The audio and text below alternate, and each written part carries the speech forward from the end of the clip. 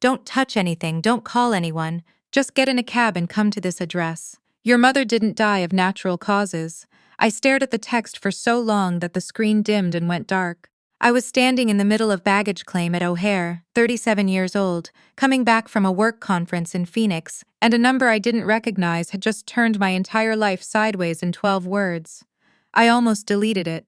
I almost convinced myself it was spam or a wrong number or some cruel prank meant for somebody else. But the word mother stopped me. My mother had passed away 6 weeks ago. A heart attack, the doctor said, sudden. No warning signs. She'd been 61 years old and healthy, and I had cried so hard at her funeral that I burst a blood vessel in my left eye, and for 2 weeks afterward I walked around looking like I'd been in a fight. I didn't call the number. I did exactly what the text said. The cab dropped me at a law office on Michigan Avenue, a narrow building wedged between a coffee shop and a dry cleaner. The name on the door said Kellerman and Associates. I'd never heard of them. The woman waiting for me inside introduced herself as Simone. She was maybe 50, silver hair pulled back, reading glasses on a chain around her neck. She shook my hand like she'd been expecting me, which she had. Sit down, Vivian, she said. I have a lot to tell you, and some of it is going to be very hard to hear. I sat. Your mother came to see me 14 months ago, Simone said. She was frightened. She believed someone was manipulating her finances, and she believed that someone was inside her own home. I opened my mouth. She held up one hand. Let me finish first. Please. So I sat with my carry-on between my feet and my coat still on, and I listened to my mother's secret life unspool across that conference table, like something out of a movie I would never have chosen to watch. I need to go back. You need to understand who my mother was, and who the people around her were before any of this makes sense.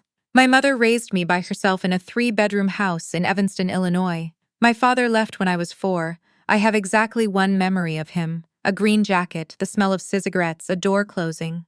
My mother never spoke badly about him. She never spoke about him at all, which I eventually came to understand was a different kind of grief entirely. She worked as a paralegal for 20 years. Long hours, modest salary, nothing glamorous. But she was careful with money in a way that I never fully appreciated until I was grown. She clipped coupons. She drove the same car for 11 years. She brought her lunch to work in a thermal bag that had a small tear on the zipper she never got around to fixing.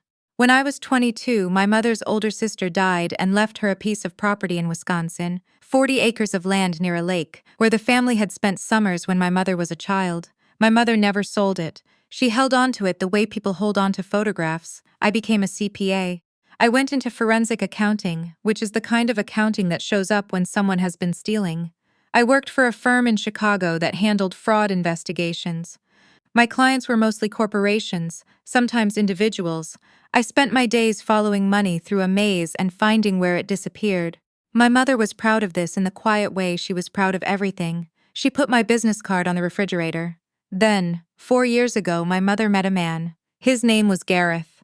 I disliked him immediately, which I told myself was unfair. My mother hadn't dated since I was a child. She deserved to be happy. Gareth was charming, well-dressed, remembered everyone's name. He laughed easily and always picked up the check. He called my mother sweetheart in a way that made me want to leave the room. He moved in after 8 months. They were engaged within the year. I swallowed every objection I had.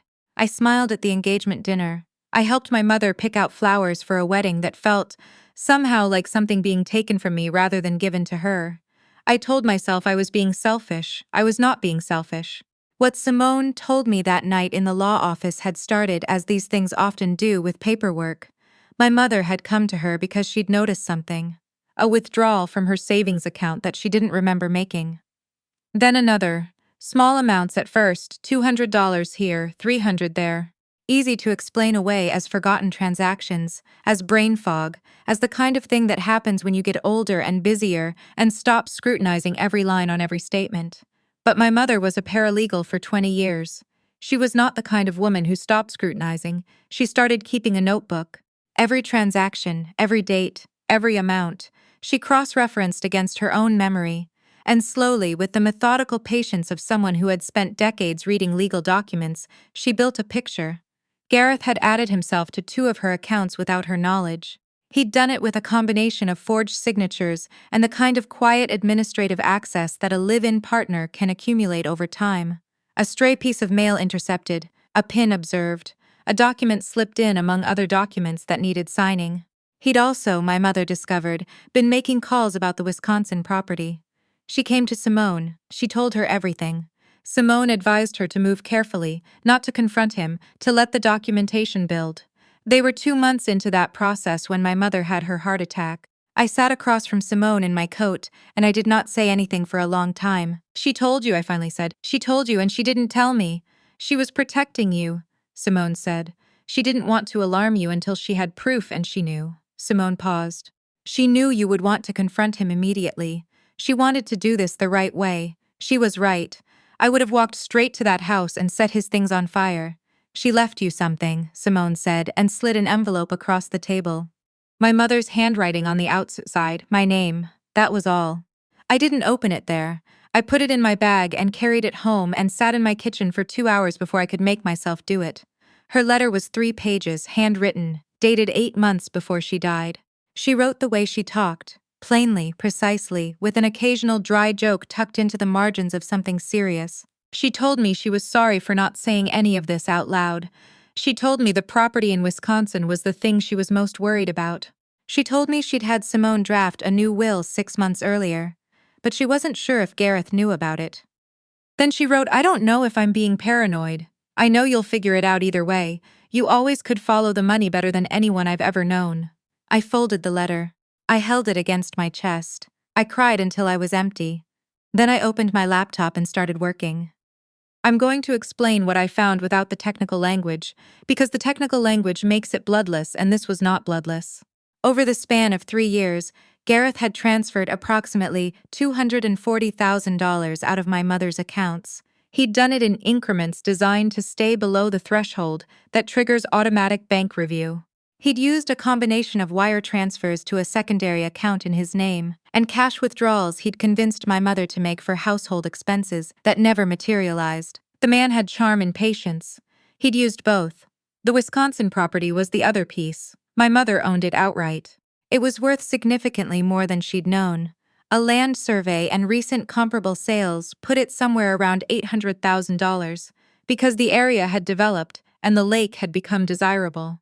Gareth had, in the 14 months before my mother died, made inquiries with 2 different real estate brokers. He hadn't listed the property, but he'd been preparing to. There was also a beneficiary change form, filed 4 months before my mother died, on her life insurance policies. The original beneficiary was me. The change named Gareth. I looked at that document for a long time. The signature on the form was my mother's name in my mother's handwriting. Except it wasn't. I'd grown up watching her sign things. I'd seen her signature on birthday cards and permission slips and Christmas checks to my piano teacher. This was close. It was practiced and careful and very, very close. It was not hers. I took everything I had to Simone. Simone took it to a detective named Burrell who specialized in financial elder abuse. Burrell ran the numbers, confirmed the pattern, and brought in a forensic document examiner for the signature. The examiner spent a week with it. "Fourish," she said when she called me. "Probable forgery, high confidence." And that was when I called my mother's brother. My uncle is the only other family I have. He lives outside of Milwaukee, runs a small contracting business, and is the kind of man who communicates in single sentences and uncomfortable silences. He and my mother were close in the way that people who survive difficult childhoods are close. Not always talking, but always there. He knew about Gareth. He hadn't liked him either. I drove up on a Sunday and sat at his kitchen table and told him everything. He was quiet for a long time. "What do you need from me?" he said. "I need you to not contact him," I said. "Not yet. I need you to give me time to do this right." He looked at me across the table. "Your mother said the same thing." "She was right," I said. He nodded. Poured 2 more inches of coffee into my mug. Didn't say anything else. What happened next happened over 6 months. I want to be honest about that, because this kind of story always gets compressed in the telling. It sounds like it moved fast, like each piece snapped into place cleanly. It did not. There were weeks of waiting. There were nights when I lay awake and ran through every possible scenario and convinced myself I was missing something. There were mornings when I drove to work and thought about my mother making her lunch in that thermal bag with the broken zipper, and I had to sit in the parking garage for a few minutes before I could go inside. The legal process was not elegant. Burrell worked with the county DA's office. The beneficiary change form was submitted as evidence. The bank records were subpoenaed.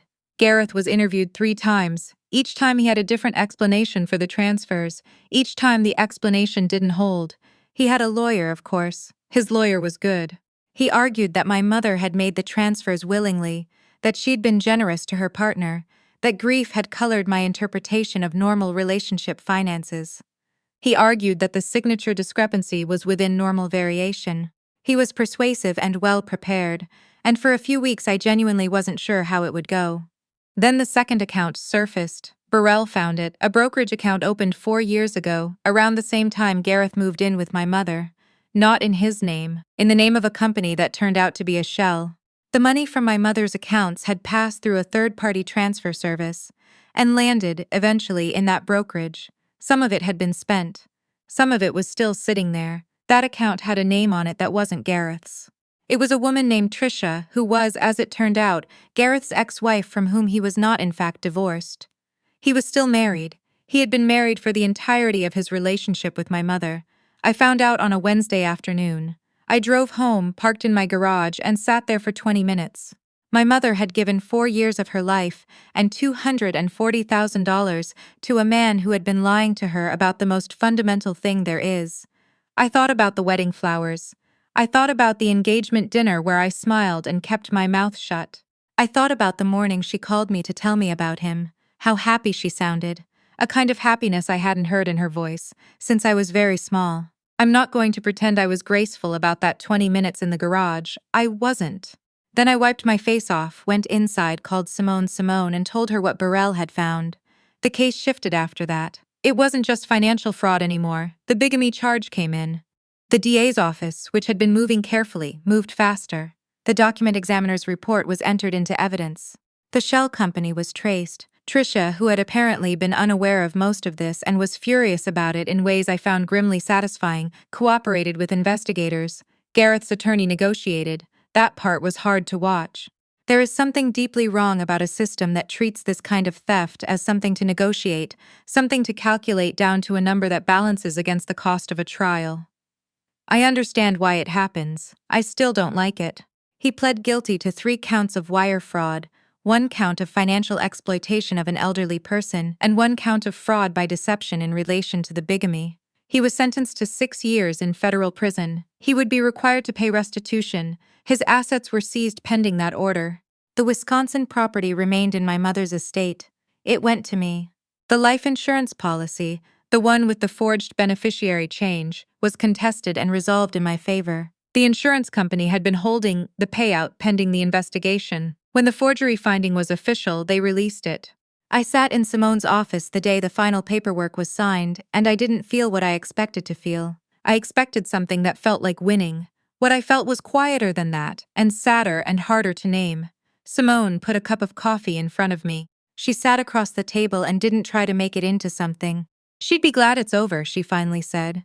She'd be glad it's over the right way, I said. There's a difference.